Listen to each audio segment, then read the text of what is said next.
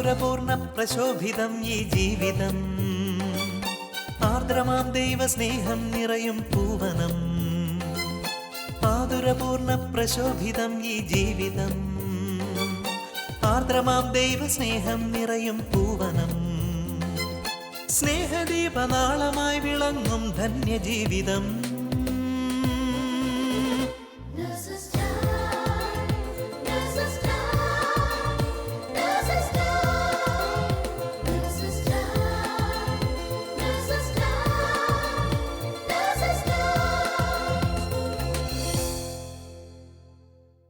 ഈശോ മിശിഹായ്ക്ക് സ്തുതിയായിരിക്കട്ടെ. ഈശോയുടെ അതിരറ്റ സ്നേഹത്തിൻ്റെ നീരുറവ എല്ലാ ഹൃദയങ്ങളിലും നിറയട്ടെ എന്ന പ്രാർത്ഥനയോടെ നഴ്സസ് ടൈമിലേക്ക് ഏവരെയും സ്വാഗതം ചെയ്യുന്നു. സീറോ മലബാർ സഭയുടെ ഔദ്യോഗിക വക്താവായ ബഹുമാനപ്പെട്ട ജിമ്മി പൂച്ചക്കാട്ട് അച്ഛനിലൂടെ നാം ആയിരിക്കുന്ന വിശുദ്ധ കത്തോലിക്ക സഭയുടെ ആരംഭവും ഈശോയ്ക്ക് സഭയെക്കുറിച്ചുള്ള വലിയ സ്വപ്നങ്ങളെപ്പറ്റിയും നാം കേട്ടുകഴിഞ്ഞു. ഇന്ന് അതിൻ്റെ തുടർച്ചയായി തിരുസഭയുടെ വളർച്ചയെപ്പറ്റിയും സഭയിലുള്ള ഓരോ വ്യക്തികളുടെ പ്രാധാന്യത്തെപ്പറ്റിയും ബഹുമാനപ്പെട്ട ജിമ്മി അച്ഛൻ പറയുന്നത് നമുക്ക് പ്രാർത്ഥനയോടെ ശ്രവിക്കാം. പിതാവിൻ്റെയും പുത്രൻ്റെയും പരിശുദ്ധാത്മാവിൻ്റെയും നാമത്തിൽ ആമേൻ. ലോകമെമ്പാടുമുള്ള ആതുര ശുശ്രൂഷ രംഗത്ത് പ്രവർത്തിക്കുന്ന എല്ലാ നഴ്സുമാർക്കും എൻ്റെ പ്രത്യേകമായ അഭിവാദനങ്ങൾ. ക്രൈസ്തവ സഭയുടെ സാക്ഷികളായി നിങ്ങളുടെ പ്രവർത്തനങ്ങൾ ഏറ്റവും വിജയപ്രദമാകട്ടെ എന്ന് ഞാൻ പ്രത്യേകമായിട്ട് പ്രാർത്ഥിക്കുകയാണ്. കഴിഞ്ഞ കഴിഞ്ഞ ആഴ്ച നമ്മൾ പ്രത്യേകമായിട്ട് ചർച്ചയ്ക്ക് വിധേയമാക്കിയത് സഭ എന്നാൽ യേശുക്രിസ്തുവിൻ്റെ തുടർച്ചയാണ് എന്ന ഒരു വസ്തുതയായിരുന്നു. യേശുക്രിസ്തു മനസ്സിൽ വിഭാവനം ചെയ്തതാണ് സഭ എന്ന് നമ്മൾ കാണുകയാണ്. യേശുക്രിസ്തുവിൻ്റെ ഉള്ളിൽ വിഭാവനം ചെയ്തിരുന്ന, മനസ്സിൽ സ്വപ്നം കണ്ടിരുന്ന സഭ എപ്രകാരം രൂപം പ്രാപിച്ചു എന്നുള്ളതാണ് നമ്മുടെ ചർച്ചയുടെ ഭാഗമായിട്ട് മുന്നോട്ട് പോവുക. ഇതിനു മുൻപ് നമ്മൾ കണ്ടത് സുവിശേഷത്തിൻ്റെ വിവിധ രംഗങ്ങളിലെല്ലാം ഈശോ തൻ്റെ മനസ്സിലൊരു സഭയെ കണ്ടിരുന്നു എന്നുള്ള സത്യം നമ്മൾ കണ്ടെത്തുകയായിരുന്നു. ഇനി നമ്മളുടെ മനസ്സിലേക്ക്, നമ്മുടെ ജീവിതത്തിലേക്ക് നമ്മൾ കൊണ്ടുവരുന്ന ഒരു വലിയ സത്യം ഈ സഭ എപ്രകാരം വളർന്നു എന്നുള്ളതാണ്. ലൂക്കായുടെ സുവിശേഷം 24-ാം അധ്യായം 49-ാമത്തെ വാക്യം പറഞ്ഞാണ് നമ്മൾ നിർത്തിയത്. ഉന്നതത്തിൽ നിന്ന് ശക്തി പുറപ്പെടുന്നതുവരെ നഗരം വിട്ട് നിങ്ങളെങ്ങും പോകരുത്. ഉന്നതത്തിൽ നിന്ന് ശക്തി പുറപ്പെടുന്നതുവരെ നഗരം വിട്ട് നിങ്ങൾ എങ്ങും പോകരുത് എന്നാണ് പറഞ്ഞത്. അവരാ നഗരത്തിൽ വസിച്ചിരുന്നു എന്ന് നമ്മൾ തിരിച്ചറിയുക. ആ നഗരത്തിൽ വസിക്കുന്നതിൻ്റെ ചരിത്രമാണ് അപ്പസ്തോല പ്രവർത്തനം. നമുക്കറിയാം, ലൂക്കായ സുവിശേഷകനാണ് അപ്പസ്തോല പ്രവർത്തനവും രചിച്ചത് എന്നാണ് പൊതുവെ പറയപ്പെടുന്നത്. അതുകൊണ്ട് തന്നെ ലൂക്കാ സുവിശേഷത്തിൻ്റെ 24-ാം അധ്യായത്തിൻ്റെ തുടർച്ചയല്ലേ അപ്പസ്തോല പ്രവർത്തനം എന്ന് വേണമെങ്കിൽ നമുക്ക് പറയാം. അവിടെ പരിശുദ്ധാത്മാവിൻ്റെ ആവാസത്തിനു വേണ്ടി കാത്തിരിക്കുന്ന ജനതയെ, ശിഷ്യസമൂഹത്തെ അഥവാ അപ്പസ്തോല ഗണത്തെ നമ്മൾ കാണുകയാണ്. പരിശുദ്ധാത്മാവിൻ്റെ ആവാസത്തിന് കാത്തിരിക്കുന്നതിന് സമയത്ത് തന്നെ അവർ മാറിപ്പോയ, അല്ലെങ്കിൽ തങ്ങളിൽ നിന്ന് വേർപെട്ടുപോയ യൂദാസിനു പകരം മത്തിയാസിനെ തിരഞ്ഞെടുക്കുന്ന രംഗമൊക്കെ നമ്മൾ കാണുന്നുണ്ട്. 2-ാമത്തെ അധ്യായത്തിലാണ് പരിശുദ്ധാത്മാവിൻ്റെ പ്രവർത്തനം നമ്മുടെ ശ്രദ്ധയിലേക്ക് വരുന്നത്. അവിടെയാണ് സഭയുടെ ഔദ്യോഗികമായ ആരംഭം അഥവാ ഉദ്ഘാടനം നടക്കുക. പന്തക്കുസ്ത ദിവസമാണ് സഭയുടെ ഔദ്യോഗികമായ ആരംഭം നടക്കുക. സഭയുടെ ഔദ്യോഗികമായ ഉദ്ഘാടന കർമ്മം നിർവഹിക്കപ്പെടുക.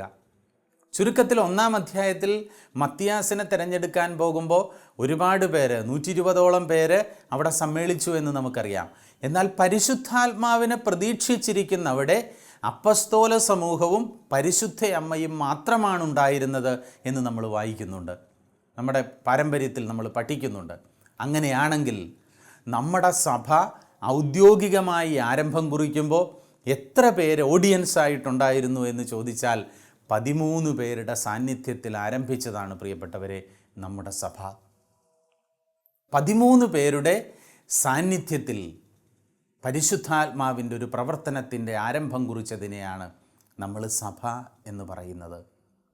സഭ പിന്നീട് ശക്തമായിട്ട് മുന്നോട്ട് പോവുകയാണ്. നമുക്കറിയാം, അപ്പസ്തോല പ്രവർത്തനം 2, 3, 4, 5 അധ്യായങ്ങളിലൂടെ എല്ലാം പോകുമ്പോൾ നമുക്കറിയാം സഭ വളരുകയാണ്. ഒരുപക്ഷെ ഈ 13 പേരിൽ ആരംഭിച്ച സഭ തൊട്ടടുത്ത നിമിഷം ഇടിമുഴക്കം പോലൊരു ശബ്ദം കേട്ട് ആളുകളെല്ലാം ഓടിക്കൂടുമ്പോൾ അവരുടെ മധ്യത്തിൽ നിന്ന് അപ്പസ്തോലന്മാരുടെ പ്രതിനിധിയായ അല്ലെങ്കിൽ അവരുടെ നേതാവായ പത്രോസ് അവരോട് സംസാരിക്കുകയാണ്. അങ്ങനെ പത്രോസിൻ്റെ സംസാരത്തിലൂടെ 3000-ഓളം പേര് മാനസാന്തരപ്പെട്ടു എന്നാണ് പറയുന്നത്. അപ്പോൾ സഭയുടെ അംഗസംഖ്യ അത്രയും കൂടി വലുതാകുകയാണ്. വീണ്ടും ഓരോ നിമിഷവും സഭയുടെ വളർച്ച സ്ഥാപിക്കുകയാണ്. അങ്ങനെ ഓരോ നിമിഷവും സഭ വളർന്ന് വലുതാകുന്നതിൻ്റെ രംഗം നമ്മൾ കാണുന്നു. 5-6 അധ്യായങ്ങളൊക്കെ ആകുമ്പോൾ ഡീക്കന്മാരെ തിരഞ്ഞെടുക്കുന്നു. അപ്പസ്തോലന്മാർ വചനപ്രഘോഷണത്തിന് വേണ്ടി മാത്രം മാറ്റിവെച്ചുകൊണ്ട് ഡീക്കന്മാർ കടന്നു വരുന്നു. ആദ്യം തിരഞ്ഞെടുത്ത ഡീക്കന്മാരിൽ ഒരാളായ സ്തെഫാനോസ് ആദ്യത്തെ സഭയുടെ രക്തസാക്ഷിയായിട്ട് മാറുന്നു. യാക്കോബ് ശ്ലീഹ അപ്പസ്തോലന്മാരുടെ ആദ്യത്തെ രക്തസാക്ഷി പ്രതിനിധിയായിട്ട് ആദ്യമായിട്ട് മരണം വരിക്കുന്നു. എന്നാൽ സഭയുടെ ചരിത്രത്തിലെ ഏറ്റവും ക്രൂഷ്യലായ 2 അധ്യായങ്ങളാണ് അപ്പസ്തോല പ്രവർത്തനം 10-11 അധ്യായങ്ങൾ. അവിടെ കൊർന്നേലിയൂസിൻ്റെ വീട്ടിലേക്ക് പോകുന്ന പത്രോസിനെയാണ് നമ്മൾ കാണുക. അപ്പോൾ സഭ വളർന്നു വലുതായി. പക്ഷേ ഇത് ജെറുസലേം നഗരത്തിൽ സംഭവിക്കുമ്പോൾ ആരാണ് അവിടെ ഉണ്ടായിരുന്നത്? നമുക്കറിയാം, യഹൂദരാണ്. പിന്നീട് 2-ാം അധ്യായത്തിൽ കഴിഞ്ഞ് 3, 4, 5, 6, 7 അധ്യായങ്ങളിലെല്ലാം സഭയിലേക്ക് ഒരുപാട് ആളുകൾ കടന്നു വന്നു എന്ന് നമ്മൾ പറയുമ്പോൾ ആരാ കടന്നു വന്നത്? യഹൂദരാണ് കടന്നു വന്നത്. എന്നാൽ 10-ാമത്തെ അധ്യായത്തിൽ POC ബൈബിൾ അതിൻ്റെ തലക്കെട്ട് തന്നെ കൊടുക്കുന്നത് കൊർന്നേലിയൂസ് എന്നാണ്. 10-ാമത്തെ അധ്യായത്തിൽ കൊർന്നേലിയൂസിൻ്റെ വീട്ടിലേക്ക് പോകാൻ പത്രോസിന് ദർശനമുണ്ടാകുന്നതാണ് രംഗം. കൊർന്നേലിയൂസിൻ്റെ വീട്ടിലേക്ക് പോകാൻ പത്രോസിന് ദർശനമുണ്ടാകുന്നു. പത്രോസ് കൊർന്നേലിയൂസിൻ്റെ വീട്ടിലേക്ക് പോകുന്നു എന്ന് നമ്മളത് വായിക്കുന്നു. ഞാൻ 10-ാമത്തെ അധ്യായം 10-11 അധ്യായങ്ങൾ നിങ്ങളൊന്നെടുത്ത് വായിക്കണമെന്ന് ഞാൻ പ്രത്യേകം നിർദ്ദേശിക്കുകയാണ്.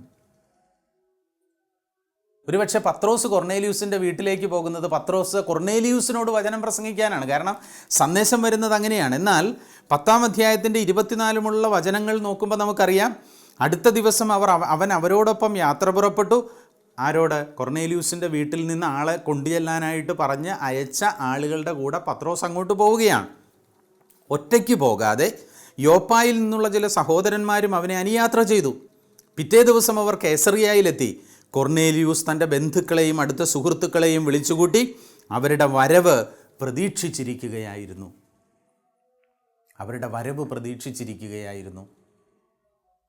കൊർന്നേലിയൂസ് പ്രതീക്ഷയോടെ കാത്തിരുന്നത് കൊർന്നേലിയൂസ് മാത്രമായിരുന്നില്ല, അവൻ ബന്ധുക്കളെയും ചില സുഹൃത്തുക്കളെയും ഒക്കെ വിളിച്ചുകൂട്ടി. ചുരുക്കത്തിൽ ഒരു ചെറിയ ഓഡിയൻസ് അവിടെ ഉണ്ടായിരുന്നു, ഒരു ചെറിയ സമൂഹം അവിടെ ഉണ്ടായിരുന്നെന്ന് അവരോട് വചനം പറയാനാണ് പത്രോസ് ശ്ലീഹ അവിടെ ചെല്ലുന്നത്. അവൻ അവരോട് വചനം പറയുകയാണ്. വചനം പറയുമ്പോൾ എന്താണ് സംഭവിച്ചത് എന്ന് നമ്മൾ കാണുകയാണ്. 10-ാം അധ്യായത്തിൻ്റെ 44-ാമത്തെ വാക്യം ഇപ്രകാരം പറയുന്നു: പത്രോസ് ഇത് പറഞ്ഞുകൊണ്ടിരിക്കുമ്പോൾ തന്നെ കേട്ടുകൊണ്ടിരുന്ന എല്ലാവരുടെയും മേൽ പരിശുദ്ധാത്മാവ് വന്നു. വിജാതീയരുടെ മേൽ പോലും പരിശുദ്ധാത്മാവിൻ്റെ ദാനം വർഷിക്കപ്പെട്ടതിനാൽ പത്രോസിനോടുകൂടെ വന്നിരുന്ന പരിച്ഛേദിതരായ വിശ്വാസികൾ വിസ്മയിച്ചു. അവർ അന്യഭാഷകളിൽ സംസാരിക്കുന്നതും ദൈവത്തെ സ്തുതിക്കുന്നതും അവർ കേട്ടു. പരിശുദ്ധാത്മാവിൻ്റെ ആഗമനം അവരുടെ മേലും ഉണ്ടാവുകയാണ്. പരിശുദ്ധാത്മാവ് അവരുടെ മേലും കടന്നു വരികയാണ്. ചുരുക്കത്തിൽ സഭ എന്ന് പറയുന്നത് യേശുക്രിസ്തുവിൻ്റെ അല്ലെങ്കിൽ ദൈവത്തിൻ്റെ തിരഞ്ഞെടുക്കപ്പെട്ട ജനമായ യഹൂദ സമുദായത്തിൽ നിന്ന് മനസാന്തരപ്പെട്ട് കടന്നു വരുന്നവർക്ക് വേണ്ടി മാത്രമുള്ളതാണ് എന്ന് ധരിച്ചിരുന്ന ഒരു സമൂഹത്തിന് ഈശോ കൊടുക്കുന്ന ശക്തമായൊരു സന്ദേശം സഭ ആരുടെയും സ്വകാര്യ സ്വത്തല്ല എന്നുള്ളതാണ്. സഭ ആരുടെയും സ്വകാര്യ സ്വത്തല്ല. പിന്നെയോ സഭ എല്ലാവർക്കും വേണ്ടിയുള്ളതാണ്. സഭ എല്ലാവർക്കും വേണ്ടിയുള്ളതാണ്. അവിടെ വിജാതീയരോട് വചനം പ്രസംഗിക്കുമ്പോൾ പരിശുദ്ധാത്മാവിൻ്റെ ആഗമനം അവിടെ ഉണ്ടാകുന്നു. എനിക്ക് തോന്നുന്നു കത്തോലിക്കാ സഭയുടെ ചരിത്രത്തിൽ തങ്കലിപികളാൽ എഴുതപ്പെടേണ്ട 2 വാക്യങ്ങളാണ് അപ്പസ്തോല പ്രവർത്തനം 10-ാം അധ്യായം 46-47 വാക്യങ്ങൾ. 47-ാമത്തെ വാക്യം, 47-48 വാക്യങ്ങൾ. 47-ാമത്തെ വാക്യം ഇപ്രകാരം പറയുന്നു, അപ്പോൾ പത്രോസ് പറഞ്ഞു, നമ്മെപ്പോലെ തന്നെ പരിശുദ്ധാത്മാവിനെ സ്വീകരിച്ച ഇവർക്ക് ജ്ഞാനസ്നാന ജലം നിഷേധിക്കാൻ ആർക്കെങ്കിലും സാധിക്കുമോ? യേശുക്രിസ്തുവിൻ്റെ നാമത്തിൽ അവർക്ക് സ്നാനം നൽകാൻ അവൻ കൽപ്പിച്ചു. കുറേ ദിവസം തങ്ങളോടുകൂടെ വസിക്കണമെന്ന് അവർ അവനോട് അഭ്യർത്ഥിച്ചു. പ്രിയപ്പെട്ടവരെ, ചരിത്രപരമായൊരു സംഭവം അവിടെ നടക്കുകയാണ്. എന്താണത്? യേശുക്രിസ്തുവിൻ്റെ നാമത്തിൽ പരിശുദ്ധാത്മാവിനെ സ്വീകരിച്ച എല്ലാ വിജാതീയർക്കും മാമോദീസ നൽകാൻ സഭയുടെ തലവനായ പത്രോസ് അപ്പസ്തോലൻ ഒരുപക്ഷെ ആരോടും ആലോചന ചോദിക്കാതെ വ്യക്തിപരമായൊരു തീരുമാനമെടുക്കുകയാണ്. അങ്ങനെ ചരിത്രത്തിൽ ആദ്യമായി വിജാതീയരായവരും കത്തോലിക്ക സഭയിലേക്ക് മാമോദീസായിലൂടെ കടന്നു വരുന്നു എന്നുള്ള വലിയ രംഗം നമ്മുടെ സഭാചരിത്രത്തിലെ ഏറ്റവും പ്രധാനപ്പെട്ട ഒരു സംഭവമായി നമ്മൾ ഇതിനെ കാണണം. പിന്നീടാണ് ജെറുസലേം സൂനോദോസൊക്കെ നടക്കുക. 11-ാം അധ്യായം തുടങ്ങുമ്പോൾ തന്നെ വിജാതീയർക്ക് ജ്ഞാനസ്നാനം കൊടുത്തതിനെ ചോദ്യം ചെയ്യുന്ന അപ്പസ്തോല സമൂഹത്തെ നമ്മൾ കാണുന്നുണ്ട്. അപ്പസ്തോല പ്രവർത്തനം 11-ാം അധ്യായം 1-ാം വാക്യം ഇപ്രകാരമാണ്: വിജാതീയരും ദൈവവചനം സ്വീകരിച്ചു എന്ന് യൂദയായിലുണ്ടായിരുന്ന അപ്പസ്തോലന്മാരും യഹൂദരും കേട്ടു. തന്മൂലം പത്രോസ് ജെറുസലേമിൽ വന്നപ്പോൾ പരിച്ഛേദനവാദികൾ അവനെ എതിർത്തു. അവർ ചോദിച്ചു, അപരിച്ഛേദിതരുടെ അടുക്കൽ നീ പോവുകയും അവരോടൊപ്പം ഭക്ഷണം കഴിക്കുകയും ചെയ്തതെന്തുകൊണ്ട്? പത്രോസിനോട് ചോദ്യങ്ങൾ ചോദിക്കുകയാണ്. വീണ്ടും പിന്നെ വാഗ്വാദം നടക്കുകയാണ്. അങ്ങനെയുള്ള വാഗ്വാദത്തിന് എന്തുകൊണ്ടാണ് പത്രോസ് അങ്ങനെ വിജാതീയർക്ക് സ്നാനം നൽകിയത് എന്നുള്ളതാണ് വിഷയം. അവസാനം പത്രോസ് നൽകുന്ന ഒരു മറുപടിയോടുകൂടി ആ പ്രശ്നത്തിന് പരിഹാരം കാണുകയാണ്. അത് 11-ാം അധ്യായത്തിൻ്റെ 15-ാം വാക്യത്തിലാണ് നമ്മൾ കാണുക. 11-ാം അധ്യായത്തിൻ്റെ 15-ാം വാക്യം ഇപ്രകാരമാണ് പറയുക: ഞാൻ അവരോട് പ്രസംഗിക്കാൻ തുടങ്ങിയപ്പോൾ മുമ്പ് നമ്മുടെ മേലെന്നതുപോലെ തന്നെ അവരുടെ മേലും പരിശുദ്ധാത്മാവ് വന്നു. അപ്പോൾ ഞാൻ കർത്താവിൻ്റെ വാക്കുകൾ ഓർത്തു. യോഹന്നാൻ ജലം കൊണ്ട് സ്നാനം നൽകി, നിങ്ങളാകട്ടെ പരിശുദ്ധാത്മാവിനാൽ സ്നാനമേൽക്കും. നാം യേശുക്രിസ്തുവിൽ വിശ്വസിച്ചപ്പോൾ ദൈവം നമുക്ക് നൽകിയ അതേ ദാനം അവർക്കും അവിടുന്ന് നൽകിയെങ്കിൽ ദൈവത്തെ തടസ്സപ്പെടുത്താൻ ഞാൻ ആരാണ്? ഈ വാക്കുകൾ കേട്ടപ്പോൾ അവർ നിശബ്ദരായി എന്നാണ് വചനം പറയുക. അങ്ങനെ പിന്നീട് അങ്ങോട്ട് സഭയുടെ വളർച്ചയാണ്. ഒരുപക്ഷേ അപ്പസ്തോല സമൂഹമെല്ലാം വിവിധങ്ങളായ സ്ഥലങ്ങളിലേക്ക് തങ്ങളുടെ സന്ദേശവുമായിട്ട് കടന്നു പോവുകയാണ്. തോമാസ് ലീഹ ഭാരതത്തിലേക്ക് കടന്നു വരികയാണ്. വിവിധ സ്ഥലങ്ങളിലേക്ക് അപ്പസ്തോല സമൂഹം വചനത്തിൻ്റെ വിത്തുകളുമായിട്ട് കടന്നു പോകുന്നു. പൗലോസ് അപ്പസ്തോലൻ വിജാതീയരുടെ അപ്പസ്തോലനായി അറിയപ്പെട്ടുകൊണ്ട് വിവിധങ്ങളായ നാടുകളിൽ തൻ്റെ പ്രേക്ഷിത യാത്രകൾ നടത്തുന്നതിൻ്റെ ചരിത്രം നമുക്കറിയാം. അങ്ങനെ വിവിധങ്ങളായ വഴികളിലൂടെ, വിവിധങ്ങളായ മേഖലകളിലൂടെ യേശുക്രിസ്തുവിൻ്റെ സഭ വളരുന്നു. ജെറുസലേം സൂനഹദോസ് കൂടുന്നതും പിന്നീട് സഭയിൽ എല്ലാവർക്കും അംഗത്വം നൽകുന്നതുമെല്ലാം നമ്മൾ കാണുന്നുണ്ട്. ഒരുപക്ഷെ നമ്മളിത് കാണുമ്പോൾ ആലോചിക്കണം, നമ്മളൊക്കെ ക്രൈസ്തവ സഭയുടെ അംഗങ്ങളായി മാറാൻ, കത്തോലിക്ക സഭയുടെ അംഗങ്ങളായി മാറാനുള്ള യഥാർത്ഥ കാരണം ഒരുപക്ഷെ അന്ന് നടന്ന ഈ വലിയൊരു തീരുമാനമാണ് എന്നുള്ള വലിയ തിരിച്ചറിവ് നമുക്കുണ്ടാകുന്നത് നല്ലതാണ്. പിന്നീട് വളർച്ചയുടെ കാലഘട്ടമാണ്. വിവിധങ്ങളായ സൂനഹദോസുകൾ, വിവിധങ്ങളായ മാർപ്പാപ്പമാർ ഇങ്ങനെ കടന്നു വരികയാണ്. അപ്പസ്തോലന്മാരെ തിരഞ്ഞെടുക്കുകയും പത്രോസിനെ പ്രഥമ മാർപ്പാപ്പയായി അഥവാ അപ്പസ്തോലന്മാരുടെ നേതാവായി തിരഞ്ഞെടുക്കുകയും ചെയ്ത ഈശോ പത്രോസിനെ ഭരമേൽപ്പിച്ച ദൗത്യം ഇന്നും തുടരുകയാണ്. നമുക്കറിയാം, ഇന്ന് ഫ്രാൻസിസ് മാർപ്പാപ്പ കത്തോലിക്ക സഭയുടെ തലവനായിട്ടുണ്ട്. ഫ്രാൻസിസ് മാർപ്പാപ്പ പത്രോസ് ലീഹായുടെ 266-ാമത്തെ പിൻഗാമിയാണ്, അഥവാ 265-ാമത്തെ പിൻഗാമിയാണ്. കാരണം സഭയിലെ ആകമാനം 266 മാർപ്പാപ്പമാരാണ് ഉണ്ടായിരുന്നത്. അപ്പസ്തോലന്മാരുടെ പിൻഗാമികളാണ് മെത്രാന്മാർ. അപ്പസ്തോലന്മാരുടെ പിൻഗാമികളാണ് മെത്രാന്മാർ. അതുകൊണ്ട് തന്നെ സഭയിലുള്ള എല്ലാ മെത്രാന്മാരും അപ്പസ്തോല ഗണത്തിൻ്റെ പിൻഗാമികളായിട്ടാണ് അറിയപ്പെടുന്നത്. അതുകൊണ്ട് തന്നെ ഒരു രൂപതയെ രണ്ടാം വത്തിക്കാൻ കൗൺസിൽ വിളിച്ചത് വ്യക്തിസഭ എന്നാണ്. കാരണം ഓരോ രൂപതയുടെയും തലപ്പത്ത് അപ്പസ്തോലൻ്റെ ഒരു പിൻഗാമിയുണ്ട്, അപ്പസ്തോലന്മാരുടെ ഒരു പിൻഗാമിയുണ്ട്. ആ മെത്രാൻ്റെ നേതൃത്വത്തിലാണ് ആ സഭ അവിടെ വളരുക. ഒരു രൂപതയിലെ ഏത് വ്യക്തിയുടെയും ആത്മീയമായ വളർച്ചയുടെ ചുമതല ആ വ്യക്തിക്കുള്ളതാണ്, അല്ലെങ്കിൽ ആ മെത്രാനുള്ളതാണ്. അതുകൊണ്ടാണ് വൈദികർ ഇടവകകളിലേക്ക് കടന്നു ചെല്ലുമ്പോൾ അവരപ്പസ്തോലന്മാരുടെ പിൻഗാമികളായ മെത്രാന്മാരുടെ പ്രതിനിധികളാണ് എന്ന് പറയുന്നത്. അപ്പസ്തോലന്മാരുടെ പിൻഗാമികളായ മെത്രാന്മാരുടെ പ്രതിനിധികളാണ് നമ്മുടെ ഇടവകയിൽ വരുന്ന അച്ഛന്മാർ. അതുകൊണ്ടാണ് നമ്മുടെ ഇടവകയിൽ ഒരു അച്ഛൻ ചാർജ് എടുത്താൽ അതിൻ്റെ തൊട്ടടുത്ത ദിവസം മെത്രാൻ്റെ പേറ്റൻറ്റ് 10ാം തീയതി നമ്മൾ വായിക്കുന്നത്, ആ നിയമനപത്രം നമ്മൾ വായിക്കുന്നത്. കാരണം അവരവിടെ ആയിരിക്കുന്നത് ആ മെത്രാന് വേണ്ടി, ആ രൂപതയിലെ മെത്രാന് വേണ്ടി അവരുടെ എല്ലാ കാര്യങ്ങളും ചെയ്യാൻ വേണ്ടിയിട്ടാണ്. അവരപ്പസ്തോലന്മാരുടെ പിൻഗാമികളായ മെത്രാന്മാരുടെ പ്രതിനിധികളായിട്ടാണ് നമ്മുടെ ഇടവക സമൂഹങ്ങളിലേക്ക് കടന്നു വരുന്നത്. അതുകൊണ്ട് തന്നെ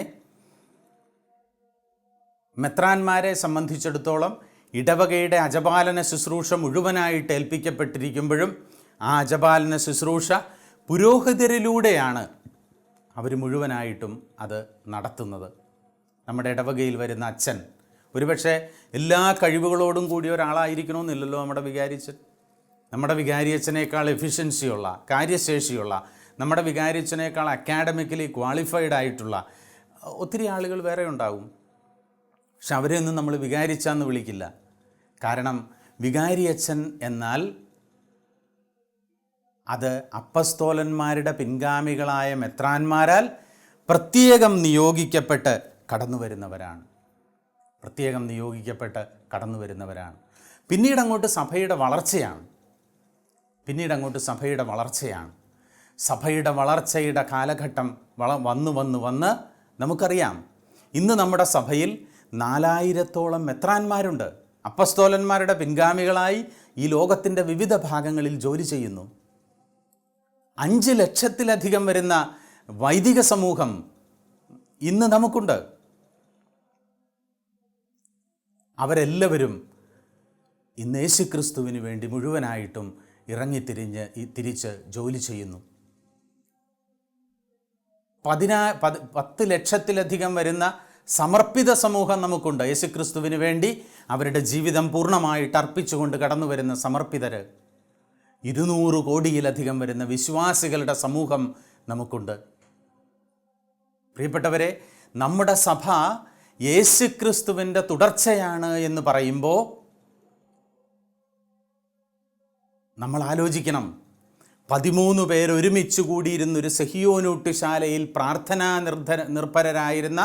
പ്രാർത്ഥനാനിരതരായിരുന്ന ഒരു 13 പേരിലേക്ക് വന്ന പരിശുദ്ധാത്മാവിൻ്റെ പ്രവർത്തനം ഇന്ന് വളർന്നു വലുതായി പടർന്നു പന്തലിച്ച് ഒരു വൻ വൃക്ഷമായിട്ട് മാറിയിരിക്കുകയാണ്. അങ്ങനെയുള്ള ഈ വൻ വൃക്ഷത്തിൽ നമുക്കും നമ്മുടേതായ ജോലികൾ ചെയ്യേണ്ടതുണ്ട്. അപ്പസ്തോലന്മാരുടെ പിൻഗാമികളായ മെത്രാന്മാരിൽ നിന്ന് അപ്പസ്തോലിക ദൗത്യം പേറിക്കൊണ്ട് അപ്പസ്തോലിക സഭയുടെ ഭാഗമായി മാറാൻ ഓരോ അൽമായരെയും സഭ ക്ഷണിക്കുന്നുണ്ട്. എങ്ങനെയാണ്? ഇടവകയിലേക്ക് കടന്നു വരുന്ന അപ്പസ്തോലന്മാരുടെ പിൻഗാമികളായ മെത്രാന്മാരുടെ പ്രതിനിധികളായ വികാരിയച്ഛനോട് ചേർന്ന് നിന്ന് പ്രവർത്തിക്കുന്ന ഓരോ അൽമായനും ഓരോ സമർപ്പിതനും സഭയിലെ അപ്പസ്തോലിക വൃത്തിയിലാണ് പങ്കുപറ്റുന്നത് എന്നാണ് പറയുക. അപ്പോൾ നിങ്ങൾ ഒരുപക്ഷെ മതാധ്യാപകരുണ്ടാകും, ഇടവകയിലെ മിനിസ്ട്രൻസ് ഉണ്ടാകും, ഒരുപക്ഷെ മറ്റു പല ജോലികളിൽ സംഘടനകളിൽ പ്രവർത്തിക്കുന്നവരുണ്ടാകും, സഭയുടെ വിവിധങ്ങളായ മേഖലകളിൽ പങ്കെടുക്കുന്നവരുണ്ടാകും.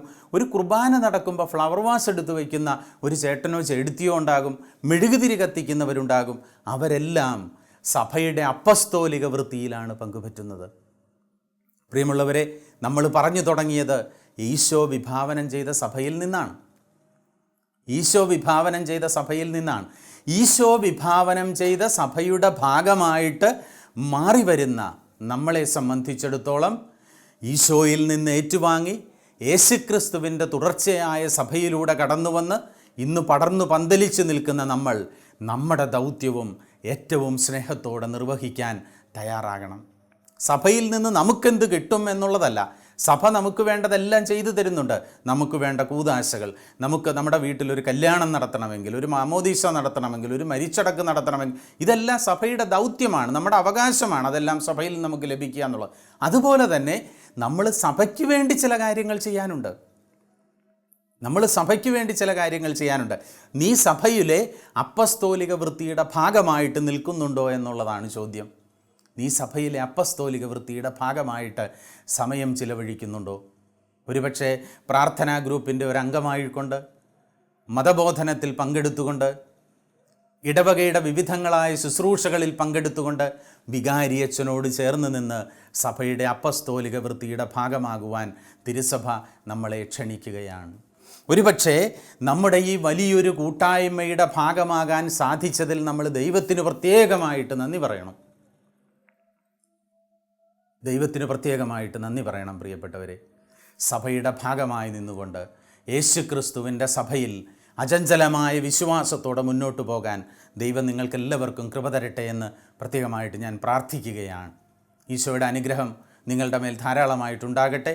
നിങ്ങളുടെ ശുശ്രൂഷകളെ അവിടുന്ന് കൃത്യമായതയോടെ അനുഗ്രഹിക്കട്ടെ എന്ന് പ്രാർത്ഥിച്ചുകൊണ്ട് പിതാവിൻ്റെയും പുത്രൻ്റെയും പരിശുദ്ധാത്മാവിൻ്റെയും നാമത്തിൽ ആമേൻ.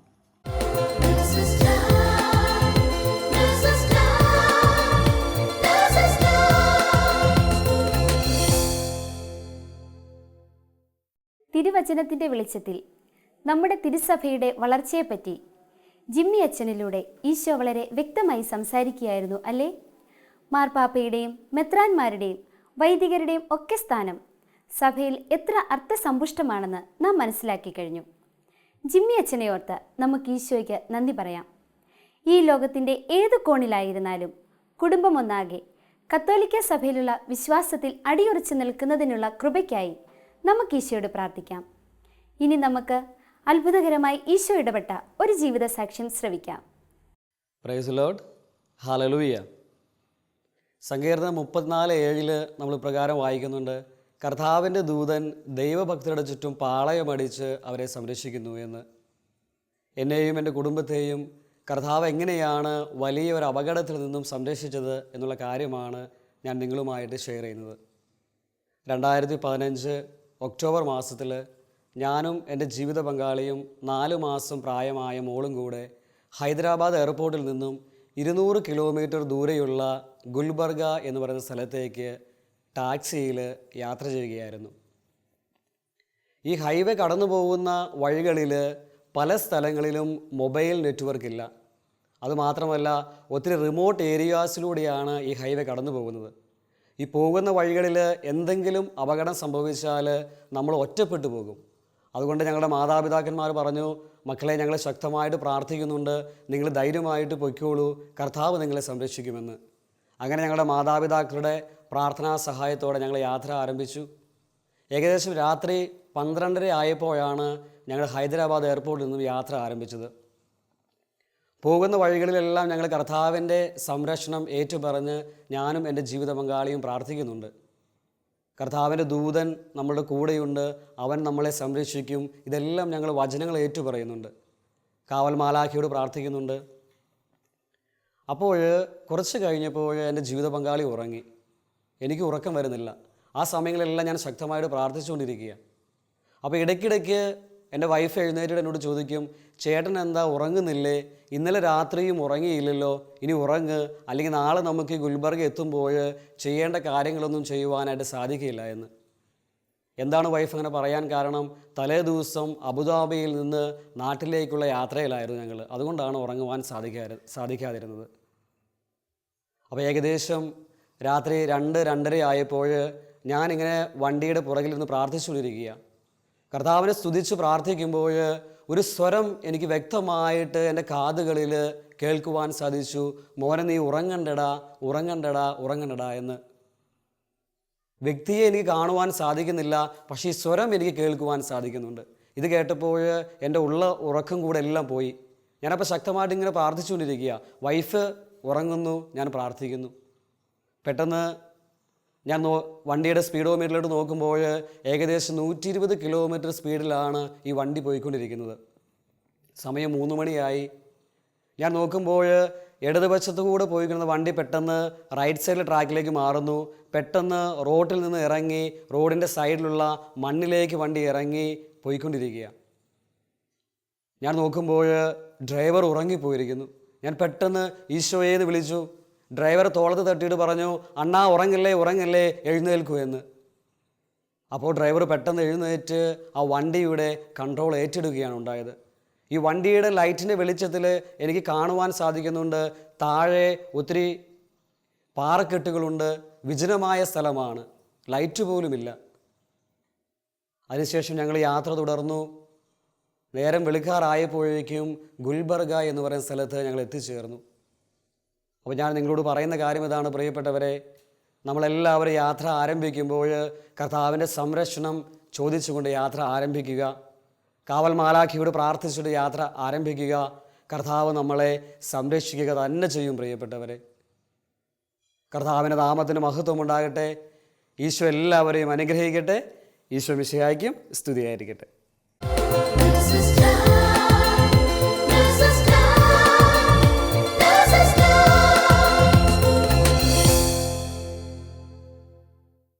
ബൈജുവിൻ്റെ ജീവിതത്തിൽ ഈശോ ചെയ്ത അനുഗ്രഹത്തെ ഓർത്ത് നമുക്ക് ഈശോയ്ക്ക് നന്ദി പറയാം.